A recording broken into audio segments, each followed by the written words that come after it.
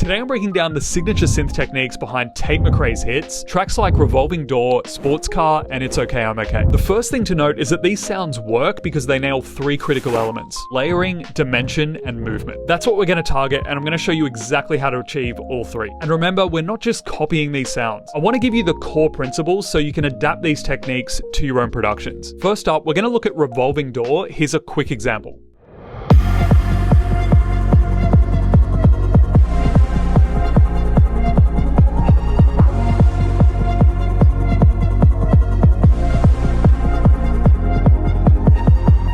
Okay, so that's a very quick example. Basically what we're going to do is run through the synth section song by song, and I want to show you just the key techniques that really have worked for these songs and really sort of help them stand out. So the very first technique I want to show you is this pedal tone that's going on here. So what I mean by a pedal tone is basically just the same note playing across the whole chord progression, and this is what it sounds like.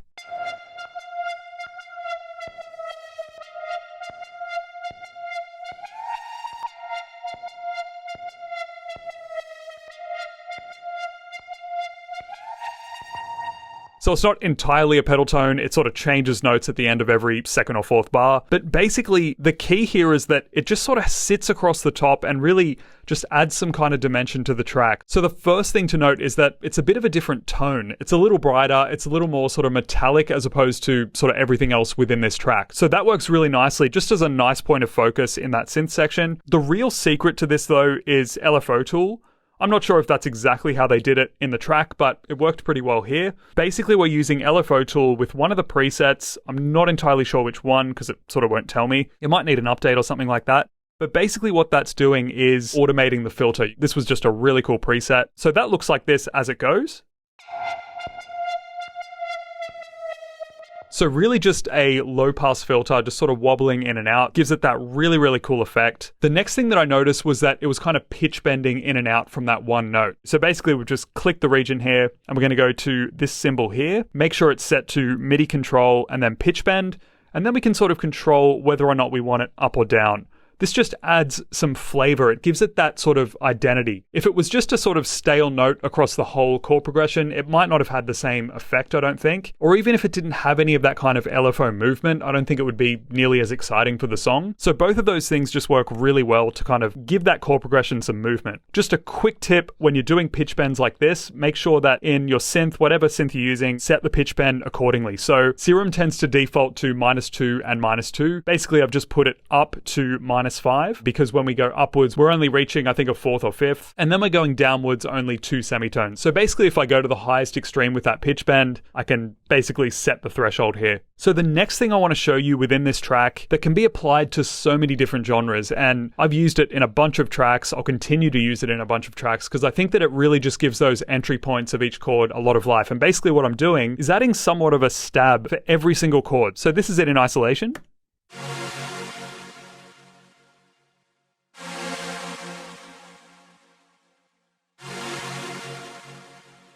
So it's a really nice sort of Sawtooth pad type of thing, really, really soft. It's not too invasive, but it just gives you that little bit of sort of fuzz over those chords. So in context, that sounds like this, just with the synths alone.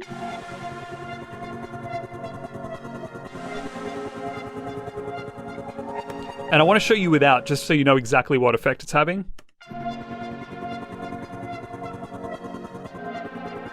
Makes a big difference. Back in. So what you want to be looking for in that case is something with a long release, and really just kind of shortening that chord at the start of every chord makes a massive difference for pretty much, again, any genre. So you know exactly what I'm using here. This is Massive X. I don't use it a whole heap, but you know, I was just sort of looking for something different, searched through a few presets on here and found some really cool stuff. So if you have contact, at least as far as the presets, highly recommend Massive X. So just while we're kind of talking about synth stabs and things like that, we can look at these plucks here. They sound like this.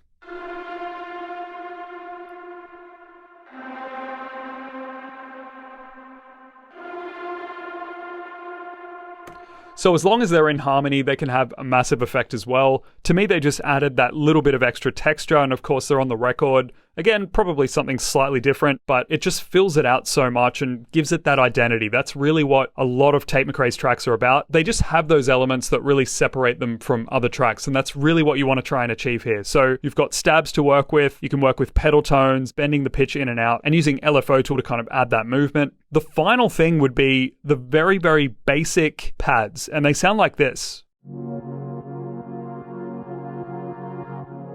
Now, these are kind of a staple in most of Tate McRae's songs, and they really do two things. Firstly, they add an atmosphere to the track. They definitely take it to a different level. And so this is what I'm talking about when it comes to dimension. Adding something that just elevates the track in some way, takes it to a different place than it was originally. The next thing that it does really well is just fill out the space. Sometimes a mix can feel a little empty or like there's something missing. A really, really just soft and subtle pad can make all the difference. So definitely try out some sounds like this. The very last technique I want to show you, which is super cool, there's a lot of things going on here. We've basically duplicated the pad and we're using exhale just with a simple notes preset, and it sounds like this.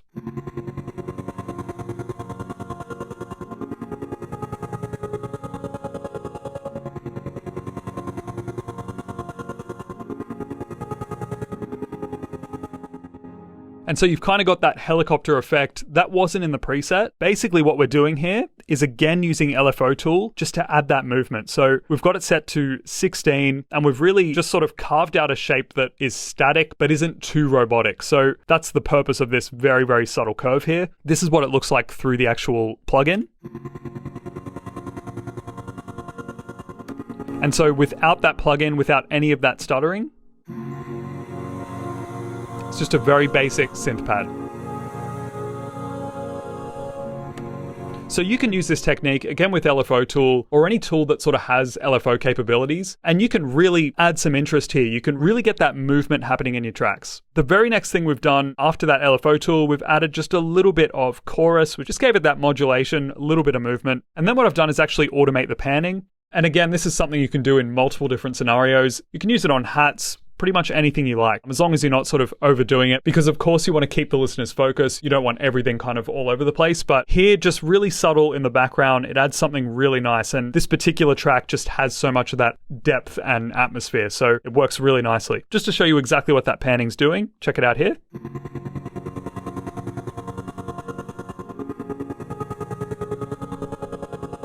So that's going all the way to the left and all the way to the right. I can't remember if I actually replicated that from the track or not. Maybe I did, but either way, it's a really, really cool technique that you can use. So now we move on to sports car. Here's the example.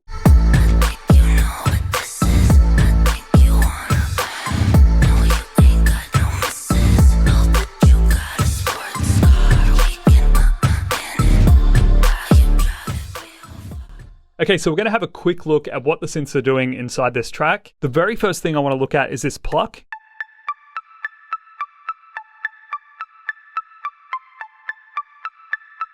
So again, this is something that happens in a whole bunch of Tate McRae's tracks. It's a really great way just to keep the pulse of pretty much anything. You can use just a very basic pluck. I'll show you exactly what I'm using here. It's either from Splice or I think it might be directly from Serum. Haven't downloaded Serum 2 yet, but I will very soon. And so this is just a really nice preset. It's very round. It's got that pluck to it. It's got enough attack to sort of carry the rhythm, and it's nice and simple. There's nothing too fancy going on here. So in your tracks, try and find how you can make some kind of almost a riff that sort of works underneath your chords or anything like that. It can do so much just to add movement. You can even do it with arpeggios underneath a chord. So if you've got A minor, just use the notes from A minor, come up with any kind of arpeggio underneath the pads playing, and you can get a really cool effect. And one thing to note is that you can actually structure these plucks as well. So you can sort of do A-B, or you could go A-B, A-C. So sort of one phrase, different phrase, back to phrase one, and then to maybe a totally different phrase at the end. And that can work really nicely for any form of songwriting, any form of melody writing, but particularly I think with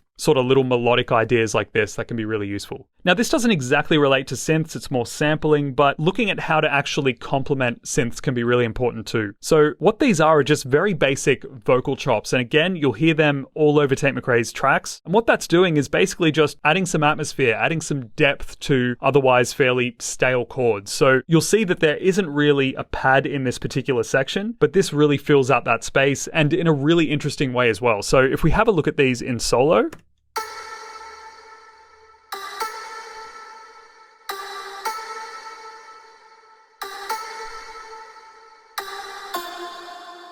And just in context with that pluck,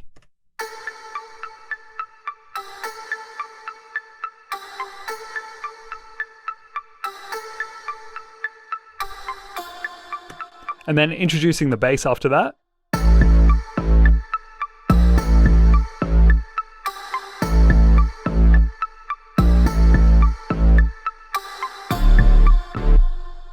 So definitely be looking for things like vocal chops and things like that. Add some reverb. Find the best kind of vowel or just part of a single phrase that you think works the best, that sort of sounds the nicest in the background. This is really just for an example, but I would probably choose something a little breathier, something that sits a little bit better in the mix. But that can be a really cool way just to level up your tracks sonically. So we really can't neglect synth basses when talking about synths, because they actually play a really big part in carrying a lot of those synths. Often when in isolation, synths like chords and plucks and things like that, they'll lose a lot of that body when those basses come out. So I just want to show you quickly how they sort of come together. We've got an 808 here, or you could use a sub. I don't want to talk too much about that right now, but this is what that sounds like. So that's obviously carrying our low end. For me, it's just a staple to have in just about any track. So when I'm thinking more synths, I'm thinking, how am I going to shape the actual character of that sub, of that bass? And I like to do that with things like Reece basses, things like Sawtooth pads, anything like that can just kind of add that interest. So here I've done it with a bit of a Reece bass. So it's pretty skinny. I've got a lot of that low end taken out, and it's got some drive. It's a little bit bright, and it adds those upper mids to the bass that you wouldn't otherwise get. So that's one layer. And then the second one I've got is an octave even lower.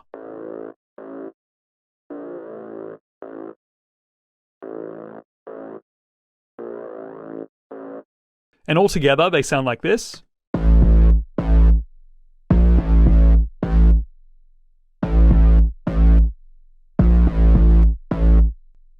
So when thinking about your instrumental section, think about how the basses can actually complement those sounds rather than just sort of going with any kind of bass layer. Think about how it complements those chords and melodies, because if we have a look here, it's very, very bright. You've got that really gritty sort of high mid bright sound, and it's really complementing those very soft, more subdued plucks, along with those very airy vocal chops. So just really considering that every instrument needs to have its space, and thinking about that beforehand with sound selection and how you kind of carve out the sound is really important.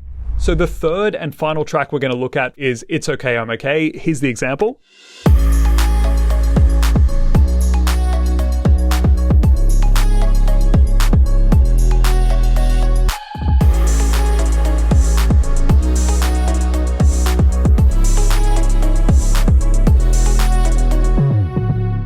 So first up, we have our very basic synth pad, which is again, really adding some atmosphere to this track, taking it to that next level sonically, and really just filling out the space. So this is what it sounds like.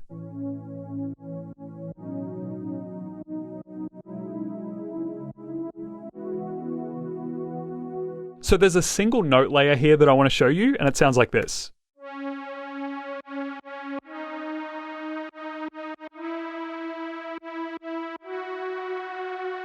This is actually a really cool technique, and years ago when I was signed to a major label with my duo, I was in the studio with this mix engineer, and he was taking a look at my track, and he sort of said, I noticed you got sort of a lot of different notes sort of spread out and they're sort of doing their own thing. Is that like intentional, or is it something you learnt somewhere, or like what is that? And I said, no, it's honestly just something that I kind of do. I must have, heard it here and there, and I'm just kind of doing what I think needs to be done for my track, not thinking much of it. And he actually told me that's something he learnt from producer Zed. So basically what Zed had told him was separating the notes of each chord with different synths that can be different sounds or the same sound can create a really cool effect, because you have the freedom to actually pan those notes as you want around the stereo field and add that kind of dimension or depth using different tones, different colors for each synth. And you can do that all with one chord. So this sort of section reminded me of that. Just using those separate notes of the chord, I'm pretty sure that most of them are similar to this chord here. And just, sort of you can take any voice, the top voice, mid voice, maybe not the bottom so much, leave that to the basses. But if this were my track, I could double that, use a totally different sound, pan it left, have another one going right, and just be really, really creative with it. So a little anecdote there just that might sort of inspire you to sort of do something different with your chords next time. But I really love that technique, and notice it was done here. So really, really cool. A similar thing has kind of been done. We're kind of layering that exact voice with vocal chops. So that's what it sounds like.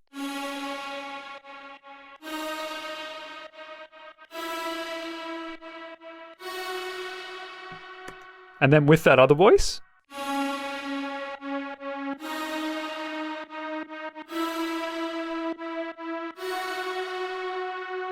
And you can see how we're really starting to create that depth, that dimension that really just sort of sets tracks like this apart and just gives it something that other tracks won't have. And I can guarantee if 10 of you go ahead and try techniques like this on your track, you'll get a different result. But that's really the coolest thing about it. You can be as creative as you want, and you can really create that depth for yourself, your own sort of palette for, your own style, your own tracks. Now, there's something cool happening down here. It's sort of very similar to the idea of having kind of plucks going all throughout. But what we're doing here is actually just essentially comping. It's similar to what a guitar might do in a band, but we're using plucks and piano. A pretty basic technique, but has the biggest effect, honestly. It really keeps the pulse of your track nicely. So this is what they sound like together.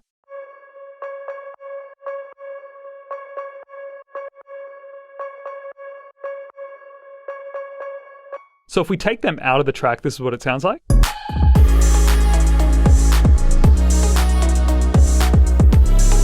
It's not bad. It's a little more dry, I think, than before, but now we introduce them back in.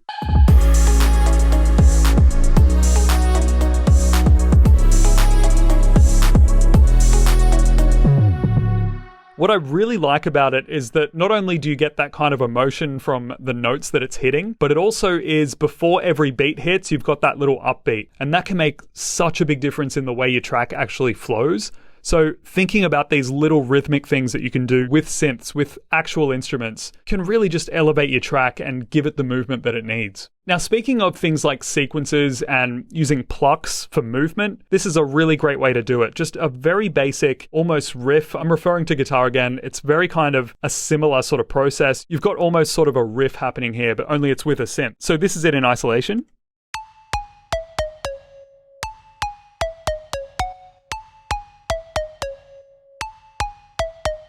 So again, not only is it sort of hitting some cool notes that just bring it into that kind of alternative space, but it's also really carrying the rhythm. It's giving you something to kind of bounce off. And there are so many different rhythms happening here between different synths and of course the drums. I highly recommend coming up with some kind of a melodic riff to kind of carry your tracks. It really, really helps. It can be a really great way to start your tracks as well. So you can probably imagine if you just came up with this alone,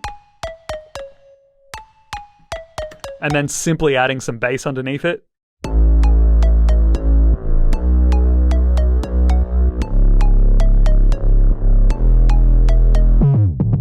You've already got something pretty cool, something that already sounds like it's on its way to being a full song. So I want to quickly have a look at the basses. Of course, these bass synths, the layers that we put underneath the subs and 808s make a massive difference and play a huge role in filling out that stereo field and helping those other synths actually sit in a balanced way. So what we're layering on top of that 808 are some Reece basses. They sound like this.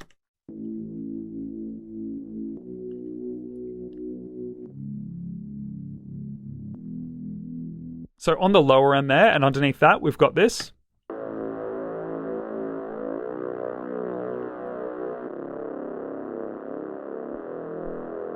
And notice that they're not the same color. One is a little more dull, which I think fills the space a little bit better, sort of similar to a pad would do, only a little grittier. And then we've got something with a lot more aggression on top of that, which I think just helps it cut through a variety of different speakers. So whenever you've got your sort of basic sub bass, layering it with a more subtle Reece or something more aggressive, or if not both, like in this case, that can really be beneficial and add so much to not only your bass, but also the elements underneath it. So I'll show you quickly just the bass and the synths together.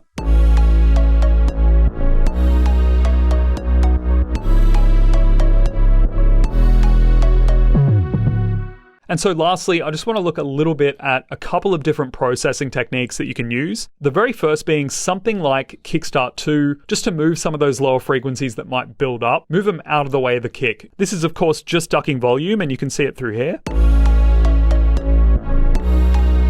Really only as far as the kick waveform itself. You can of course do a similar thing with something like dynamic EQ, where you just hook it up to your kick and you pull out the kick area from your synths. So basically the synths aren't interrupting any of the sort of fundamental low end of the kick, which can be really useful. We might have an example here on the bass. If you have a look here, this EQ is of course hooked up to the bass. We're not doing a whole heap of dynamic EQ here because it really didn't need it. And of course, you don't want to do things that you don't need. For example, you don't need to put EQ and compression on every track. Simply no point. Just do things as you need to. If something needs to be compressed, if something needs EQ, then use it. But I think more to the point with something like dynamic EQ, you can really ruin your tracks if you overuse it or use it when you don't need to. So really only out of necessity, if you hear something clashing or if you hear something doesn't sound right, it could be a good technique to use. The next thing I would do is add something like parallel compression just to really help it pop. So what you can do is just add a tiny bit. So you may not hear the difference here, but I'll add it a little more extreme just so you can see what's going on. So this is without it.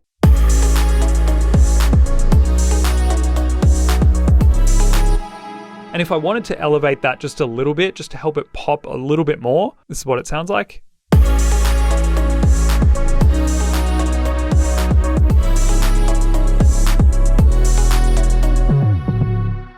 Of course, I mixed this one without it, so that's really just as an example. If it were a full mix, I probably would have done that a little earlier just to really kind of separate it from the other elements, but still help it really cut through. And the very last thing that I would do is just sort of pick certain elements that might need it and add some room reverb. Just something with a really short decay. This is 0.87. It's the Colored Room A preset on Pro R. Works really nice, but you can do exactly the same thing with stock. And basically, I've just introduced that to the pluck because it gave it a little bit more space. So just so you can hear what it's doing, here it is with it.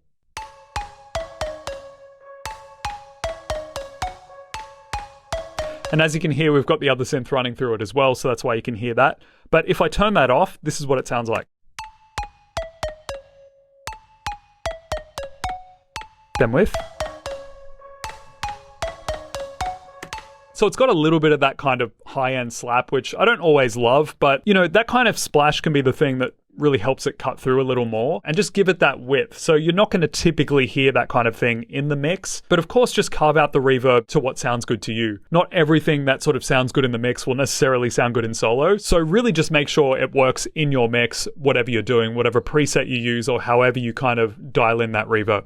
Thanks for watching, and if you want me to personally coach you so you can finally get your productions to a professional level, just hit the link below to book a call. Don't forget to like, comment, and subscribe, and I'll see you in the next one.